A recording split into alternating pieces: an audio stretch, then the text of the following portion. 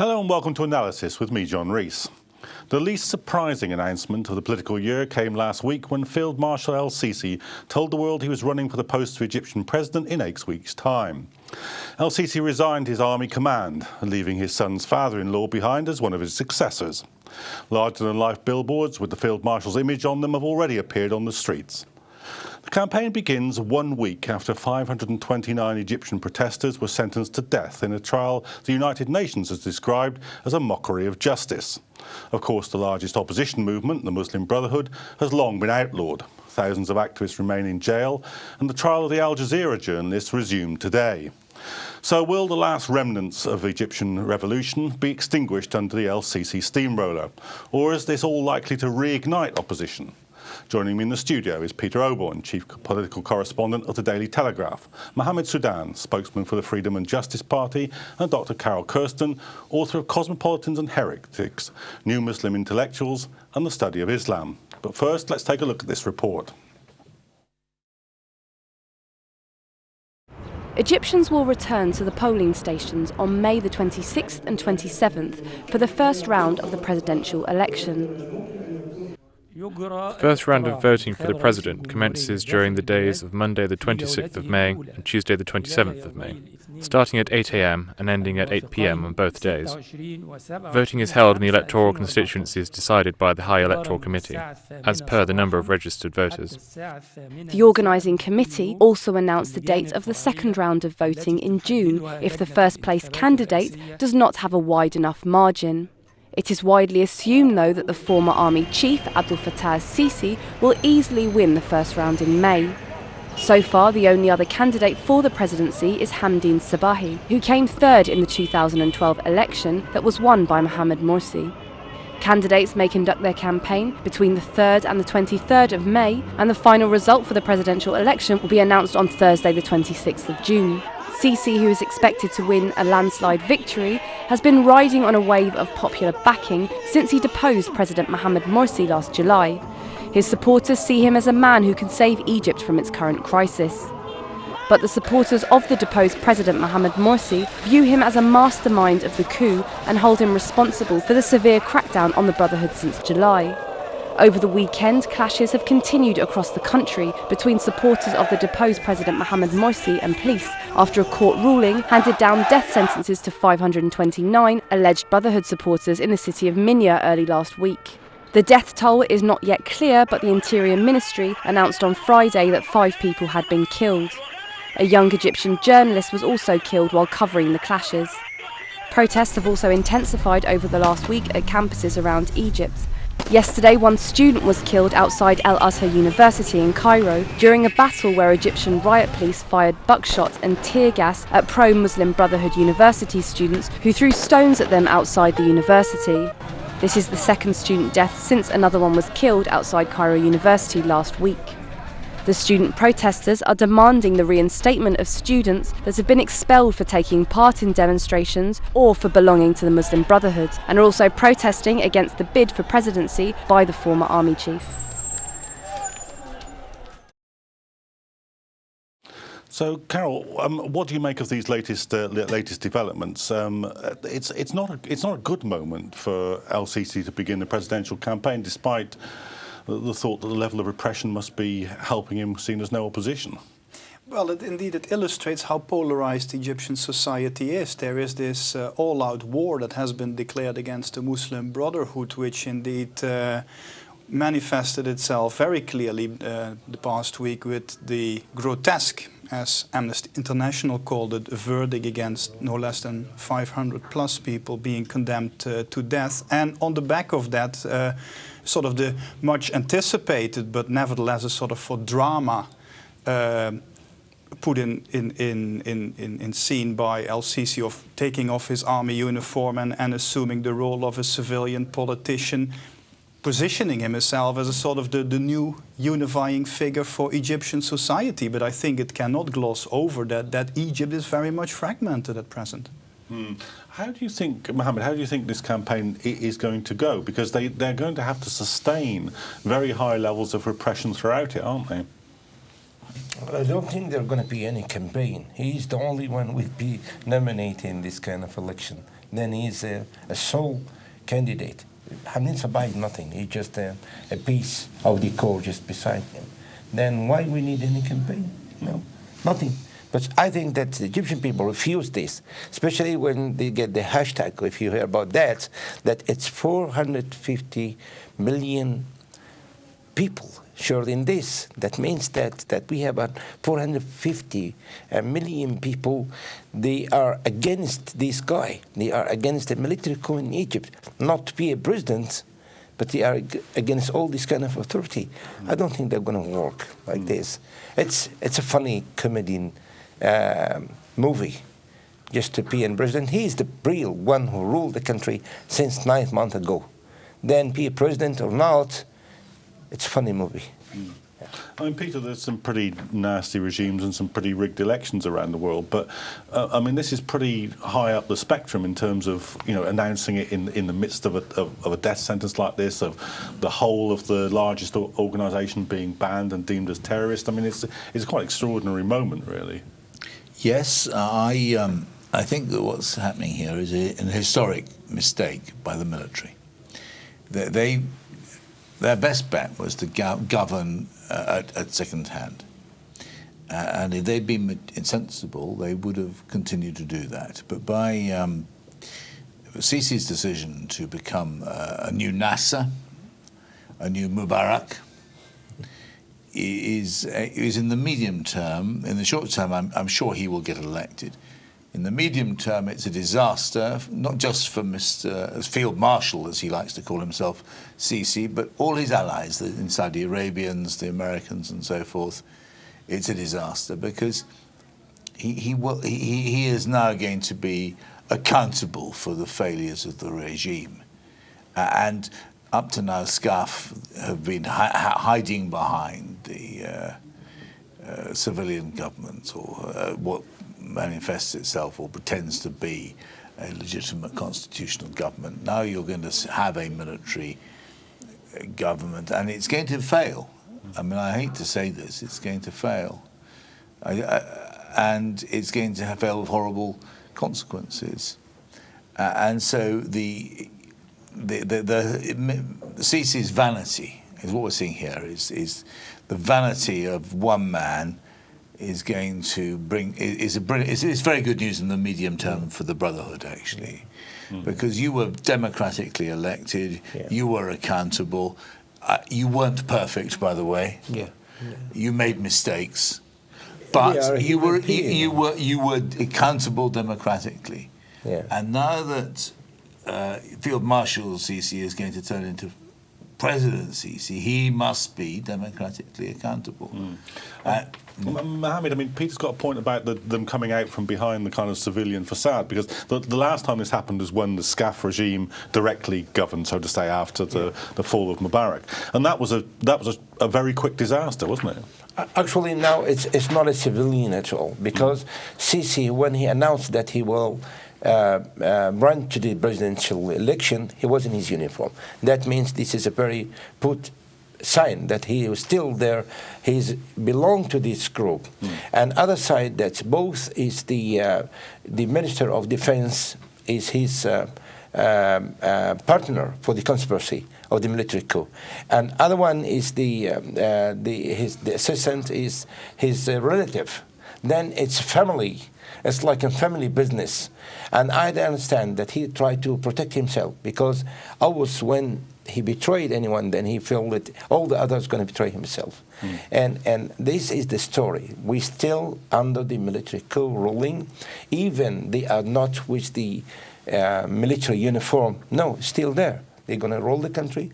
They're going to they just change the names. That's it. If he's a Field Marshal, then they're going to be the president, whether it's his uniform or without. But the people, Egyptian people, I think the majority now, according to this hashtag, they refuse this. But they're going to enforce the people just to. The election, either the election, it'll be nothing. If the people go there or will not go to the polling station, he will be the president. Carol, I mean, Mohammed was saying, that this will be a kind of, a one-candidate race.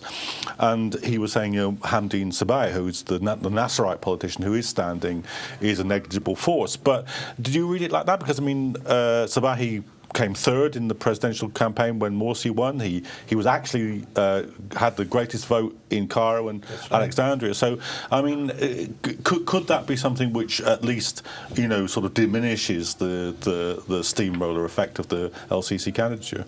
I would even imagine that LCC wants to sort of diminish the steamroller effect in order to enhance the supposed legitimacy of the process that has been unfolding since the summer. Of course, his whole candidacy is tainted by the fact that a democratically elected government, no matter what you think of its performance, was basically ousted after just a year in office, and that was on General Sisi's watch as the commander of the armed forces. The only thing I could conceive of is that Sabahi will draw a substantial protest vote, even of people who maybe didn't vote for him in the elections that took place in 2012. But that actually, to a degree, in a very cynical way, could benefit General Sisi in presenting it that there was, an open election with a fair amount of protest votes not casted in his interest. What is much worse, I think, is the signal this sends also to the outside world. It probably works very well for people who are very hesitant about, can these countries be democratized to begin with, and or are they better off with a strong man in power? And I think the Sisi and the military establishment are sort of banked on the impatience of the Egyptians in terms of expecting immediate changes to not just the political system, but also very strongly in terms of economic improvements and things like that. And the military banked on that with, of course, their own agenda of protecting their own interests. I think it's very important to bear in mind that Egypt is a military society, not just in the sense that the military plays an important role in national defense or internal security. They have huge economic interests. It's no different than, say, Turkey for many decades or Indonesia under Suharto's New Order regime. The role of the military is much wider and has a very strong economic component. And obviously this step is to safeguard these interests and even literally to keep it in the family, so to speak. And Peter, what do you think about the sort of Democrats and people who are concerned about this should do about these elections? Because obviously, from the Brotherhood's point of view, they're inevitably going to boycott it because they've been outlawed. But very many other people are saying these are so illegitimate that we should boycott them. And some people, of course, are critical of Hamdeen Sabahi for giving cover, as it were, to an illegitimate regime. What would your advice be? Should Democrats boycott these elections? Of course they should. The Muslim Brotherhood is the dominant political party which has fought to, I don't mean fought literally, I mean struggled to present a political agenda in Egypt over 80 years. It's eschewed violence. In recent decades, it's completely abandoned violence. It is the predominant democratic voice in Egypt. And it's been declared by the military to be terrorists. Look, I'm not a friend of Mr. Sudan here. He's not a terrorist, I just say that. I mean, he may be delinquent in all kinds of ways. You are a Democrat. He stands for all kinds of things I disagree with. But you are not a terrorist, and nor are any of the other. And you're simply not. In fact, he is an anti-terrorist. He is a Democrat. He is what we in Britain, in the Western world, should be fighting for, is democracy. That's what we say we want. And this is what this man and the Muslim Brotherhood stand for. Now, we have a situation where it's completely rigged, not rigged, but bogus elections, where a legitimate democratic movement has been declared terrorists. I'm sorry, it's not legitimate. And it makes me ashamed, and can I make this clear, as a British citizen, it makes me ashamed that the British state says that refuses to say that what happened on July the 3rd was not a coup d'etat, and is not condemning the appalling, barbarous actions of the military regime. It makes me ashamed to be a British citizen. It makes me angry. And I'm here I am to say that. Mohammed, do you think that if, one of the things that Hamdin Zubayr said is that if the violations during the electoral process are so obvious that he'll withdraw his candidacy, it's almost inevitable that they will be that obvious, isn't it? I don't think they're going to be enough violence because they're going to protect all the polling stations. But how many people will go there? As what happened in the referendum, the previous referendum. Yeah. Then the people will boycott, the majority of the Egyptian people will boycott this kind. But I believe that they will focus with their TV channels for a certain one, and then they send their own people, and then they see that how much people is participating in this kind of election. Here is the Egyptian people. It's a movie after movie. And I think that we got already in pre-election with this hashtag 450 million people, they refused this. It's a very shame words. I cannot say it. They did it. Then that means that they said their own word about the election, about this guy himself. Then I don't think there's going to be any kind of violence. The people will be there. They understand it's a movie, and they boycott and they be away from the polling station. They're nothing. But violence is there in Egypt. Every day we have a protest inside the universities. We have a protest in the streets, and then they kill the protests, or they injure them, or they arrest them. It's every day. It's like a daily evidence in Egypt. They do every day. And yet, Carol, I mean, the regime does have a social base, and a considerable one. Otherwise, El-Sisi wouldn't have been as popular as he is, and perhaps wouldn't have been so popular that he felt able to kind of, I think what Peter's been suggesting, overstep the mark that's sensible politically to stay behind.